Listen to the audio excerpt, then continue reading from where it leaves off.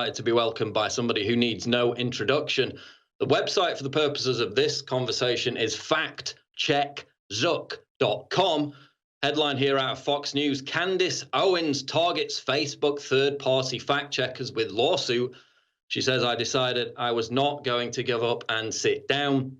She is a New York Times best-selling author of the book Blackout, which has just been released recently. Of course, founder of the Blexit movement as well. We'll talk about that later on in the show.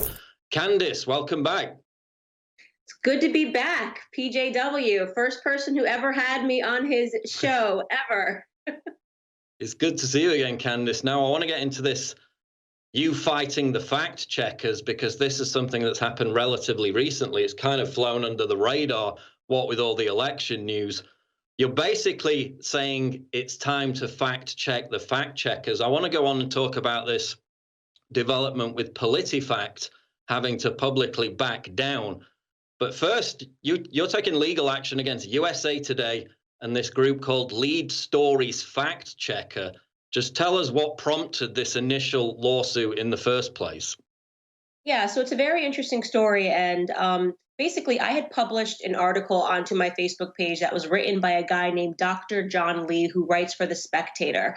And it was basically him, he's a former NHS pathologist, very strong resume, is a doctor, and can, of course, write his opinion on the COVID-19 sort of scare tactics that we see. And in the article, he basically just did a deep dive on how they were calculating COVID-19 deaths to expose, just sort of the fraudulence behind it.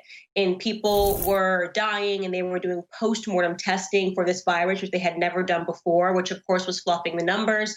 And I published this onto my Facebook page, and it got fact-checked, and it got removed by Lead Stories LLC. So I look into Lead Stories LLC, and lo and behold, it turns out that a CNN editor of 26 years in 2015 decided to leave CNN and start Lead Stories LLC, and somehow scored one of the biggest contracts ever with Facebook to become a legal fact checker. His name is Alan Duke. And as soon as I saw this, I went, this is crazy. And I went through the proper means. I contacted Facebook and said, I want this removed from my account. What I said was not false. And he basically wrote an article declaring it was false because he had found another doctor that disagreed. So basically, this was a game of my doctor is better than your doctor, but I'm Lead Stories and I work for Facebook, so I'm going to be able to censor you. And that's pointedly ridiculous.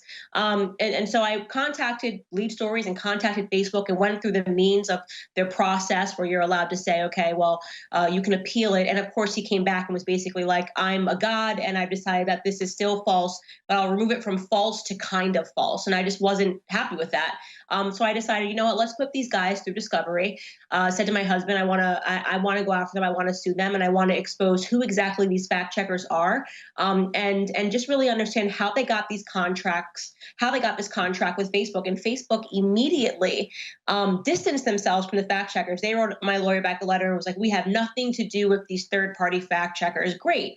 Okay, so if you're saying now that we can just go after the fact checkers one by one and sue them, I'm happy to do that as well. So because he didn't change the false rating, we went after USA Today for another scenario that was similar to that one, which made no sense. It was basically an opinion check. And we hired Todd McMurtry, who represented the Covington Catholic Nick Sandman with some great success. And we are going after the fact checkers, plain and simple. Now, to make it clear, you've got 4 million followers on Facebook. They demonetized your entire account after this initial fact-checked post. Did you get remonetized, or is it still demonetized? Because we have to make people understand here, according to the Washington Times report, because of your contract with Facebook, which they agreed to, you make around $1 million a month off of your Facebook account. By means of this fact check, it got demonetized. Of course, we know along with that, your entire account gets relegated in the algorithm. They're interfering with your book sales. You've got a new book out. That's, again, being relegated in the algorithm, people seeing that because of this parasitical fact-checking company, which is not just trying to demean you in terms of your reputation. They're literally stealing content and they're stealing revenue from your Facebook account because it was demonetized as a result of this, correct? That's exactly right, because don't forget, when they issued that false rating, they then direct traffic from your page to their site because they say this is why it's false. And usually what they put up is completely not even addressing what you initially put up. You know, they get around it and say something ridiculous where they go, well, this is false because this doctor, this is literally what they wrote on that post. This doctor in Colorado disagrees with Dr. John Lee in the UK. Therefore, we're going to say this is false. And, you know, my average post, and this is without being monetized, this is with them shadow banning me, I'll usually get 3 million people looking at each of my Facebook posts. So that directs 3 million people to their site where they have advertisement and they earn money. I mean, it's completely parasitic behavior. And they do this just because they decided they're the fact check gods. And what we really know is that they're not actually checking facts. They're checking against what they deem to be wrongthink, right? And wrongthink is anything that goes against the preferred leftist mainstream narrative. And I mean, you could write something like only women can have birth. Only women can give birth, and you can get fact checked and they can pull that down and they can say, well, we found this guy, John Doe, out in Utah who disagrees and says men can give birth. And that's enough for them to fact check you and demonetize your page. And to me, it's pointedly ridiculous, and I'm prepared to fight them because I have the platform and the means to do so. And again, this isn't with the background, of course, you were placed on this hate agent list by Facebook. I think last year that came out, or even the year before, of course. I was banned entirely back in May 2019 because they called me a dangerous individual. Again, I'm still in the process of suing Facebook simply to get information out of them, what they hold on me, which in the UK is the law that you have to have access to that by law. They've delayed that for over a year, citing coronavirus most recently. But we also had, again, these dangerous persons being put on this list. Incredibly, a couple of weeks later, Facebook came out with a fatwa which said it's unacceptable to incite violence against anyone using their platform, except if the person is on their dangerous individuals list.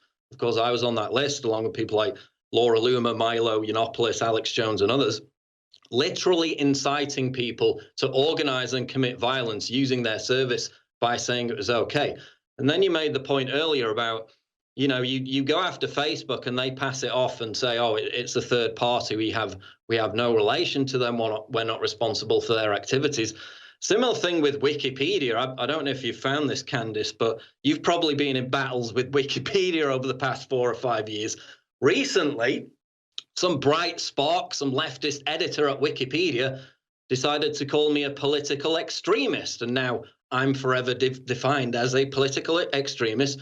The source for that is, of course, biased far-left news outlets and Mark Zuckerberg and Facebook itself. So once you get defined as this hateful individual by Facebook, which, of course, is completely biased in its approach to all this, then that suddenly becomes a neutral source. Then that suddenly becomes used by Wikipedia editors. Oh, but you can't sue Wikipedia because that's not an organization, apparently. But then when you try and go and sue the editors, they get protected by Wikipedia if you go after them. So across the board, it's creating this miasma about not knowing who to go after legally, right?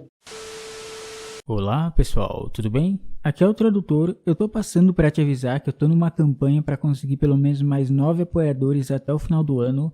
Esse canal não é monetizado, então totalmente depende de você. Eu preciso muito do seu apoio para manter esse canal atualizado e vivo, né, no ar. Os links para apoiar esse nosso projeto estão na descrição desse vídeo e no comentário fixado.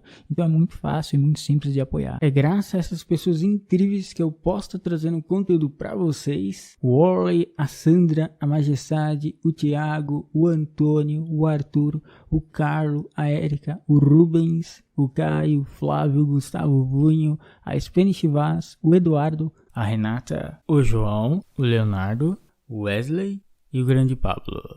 E é isso aí, pessoal. Não se esqueçam de deixar seu like, seu comentário e até mais. Fui! Grande abraço.